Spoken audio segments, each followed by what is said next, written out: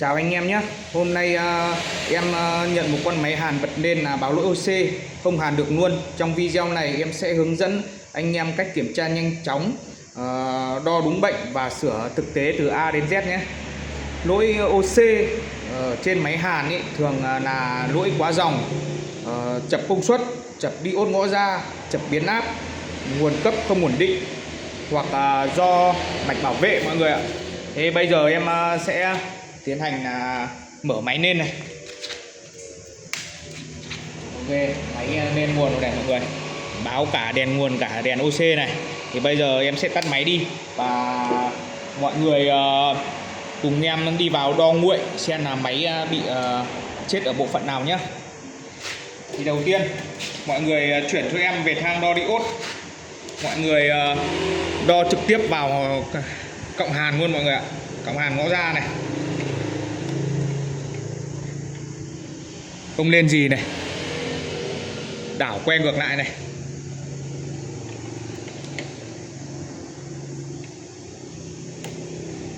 Nên 0.26 này mọi người. Như vậy là diode ngõ ra sống nhá.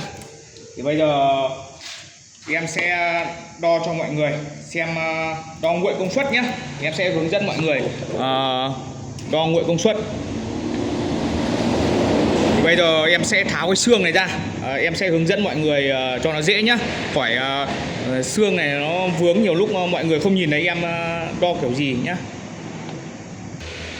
Thì bây giờ em sẽ hướng dẫn mọi người cách đo nguội công suất, xem dàn công suất này sống hay chết nhá.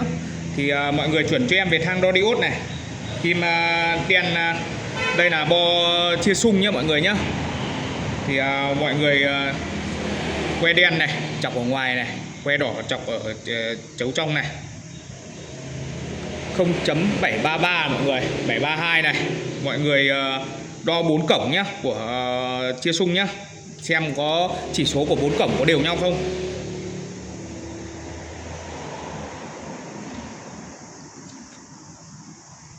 Không 733 này mọi người. Như vậy là cái dàn công suất em đang chỉ này là sống nha mọi người nhá.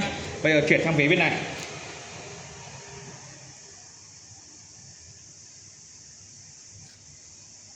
Không 726 này, chuyển sang phía bên này này.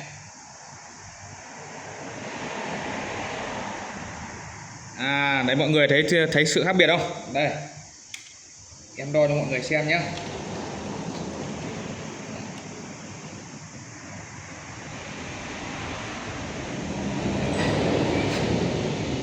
Này, về 0.094 này mọi người. Như vậy là cái cổng em chỉ này là có một con công suất bị chết nhá. Thì bây giờ chúng ta xác định được cổng công suất chết, thì bây giờ làm thế nào để biết con công suất đấy là con nào là con bị chết. Thì bây giờ nó có con trở này mọi người. Con trở như ở mốt phét thì thường gắn 4,7 ohm này, 6,8 ohm đến 10 ohm mọi người nhá. Thì mọi người nhấc cho em một chân lên. Ví dụ cổng này mình xác định là chết thì mình nhấc một chân con trở lên, xong thì chúng ta lại đo lại. Nếu như mà vẫn về không thì không phải do con này mà sẽ là do con tiếp theo nhá. Nếu mà nhấc con này lên và hết chập thì là do con này nhá mọi người nhá. Thì mọi người nhìn em thao tác nhá. Để em đo lại cổng chết cho mọi người xem nhá. Đây,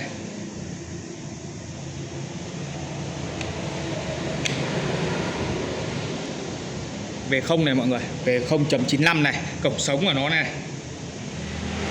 0.7. Thì bây giờ em sẽ nhấc một chân trở lên, xong thì chúng ta lại đo xem con nào công suất nào chết nhé.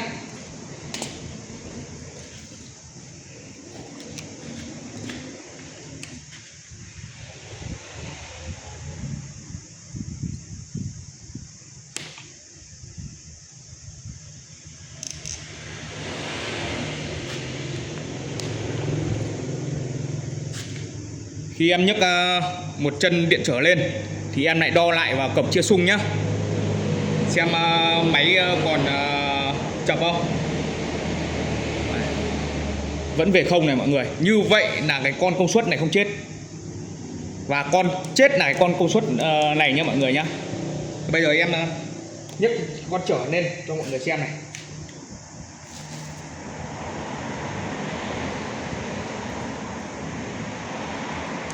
Nhấc con trở lên và hàn lại con trở này nhá mọi người nhá. Hàn lại con trở mình vừa nhấc lên mà nó không bị chết ấy.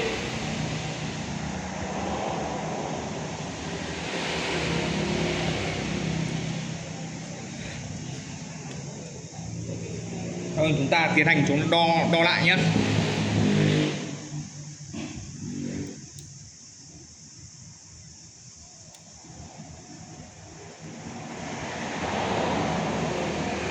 Không 0.741 mọi người thấy không? Như vậy là con công suất này bị chết nhá. Thì bây giờ em sẽ tiến hành thay thế con công suất này nhá.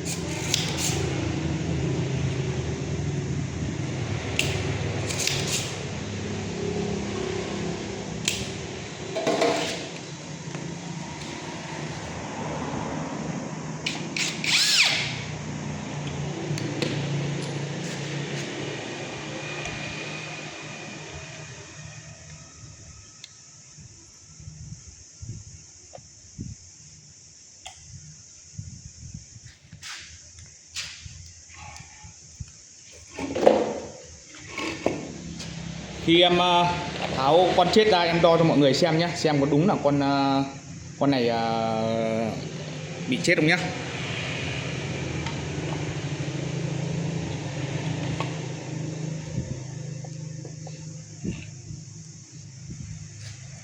Mọi người đo chân 1 chân 3 cho em con công suất này. Đo chân 1 về không này là chết luôn rồi nha mọi người nhá, chết chập rồi nhá. Vậy chúng ta tiến hành chúng ta thay thế thôi. Và trước khi thay thế thì đây là cổng chia xung.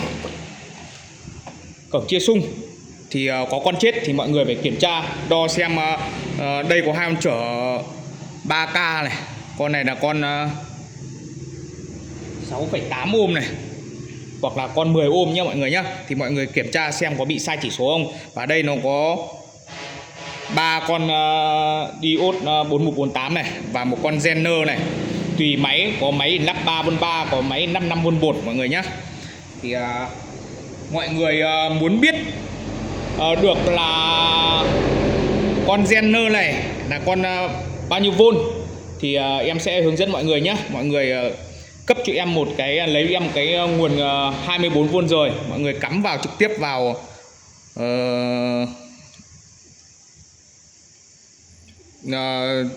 rắc dương âm 24V này nhé. Thì mọi người đo kiểm nguội thì là mới biết được là con gen này bao nhiêu vôn. Đây em sẽ thao tác cho mọi người xem nhé. Đấy, mọi người cấp 24V rời vào nhé, để đo nhiều lúc mọi người sửa bo khiển này hoặc là phần chia xung này, mọi người lên cấp nguồn ngoài vào thì là không bao ảnh hưởng đến công suất, không bao sợ bị công suất bị lỗ nhé. Thì hôm qua em sửa trên quán trên thì lại quên không mang nguồn 24V về, thì em lấy một con máy khác nhé, cấp nguồn 24V của máy khác sang con máy mình đang sửa, thì là để đo nguội xem là máy có mở sung này, đo các phần đủ điều kiện của con máy nhé. Thì em mở máy lên này, nguồn lên này mọi người. Thì bây giờ mọi người muốn biết ở cái phần chia xung này ấy, nó đang chạy con bao nhiêu vôn ấy, thì mọi người cấp nguồn 24V rời này, mọi người đo cho em chân 1 chân 3 của công suất này, 5V này. Như vậy là con gen này sử dụng con 5V1 mọi người nhá. Đấy, thì mọi người kiểm tra cho em cổng đang bị chết này, cổng của con bị chết này, thì mọi người kiểm tra cho em hai con trở này, 3 con diode 4148 và con Zener 5V1 này xem có chết không nhá. Thì liên thể cấp nguồn rời vào thì em đo xung luôn nhá.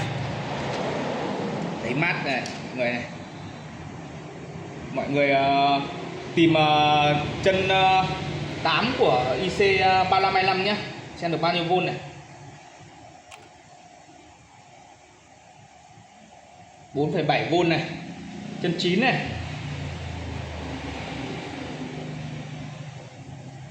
Chân 9 được 3,9V này. Chân 11 này. Được 5V6 này, chân 14 này. 5V 5,6 này. Mọi người đo đỉnh 4 con phét này xem bao nhiêu nhá. 14V này. 14V này. 14V này. 14V này. Và mọi người đo luôn với em xem con này cổng vừa bị có con chết vẫn 5V này mọi người. Như vậy là cái cổng chia sung này không có con nào bị chết nhé. Thì bây giờ mọi người chỉ cần hàn con công suất mới vào là máy hoạt động bình thường nhé. Mọi người đợi em thay công suất mới vào nhé.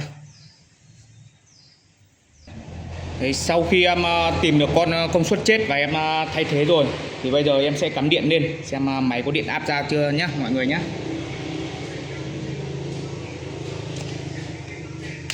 Mở máy lên này.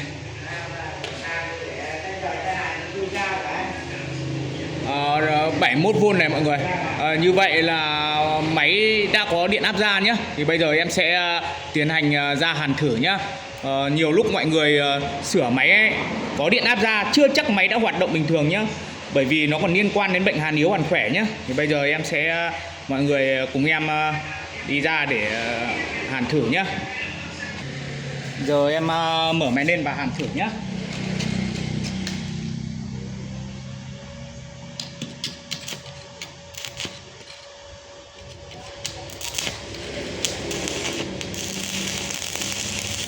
Tăng giảm này mọi người.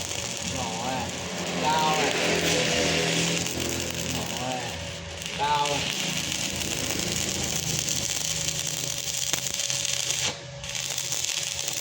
Giảm đi này.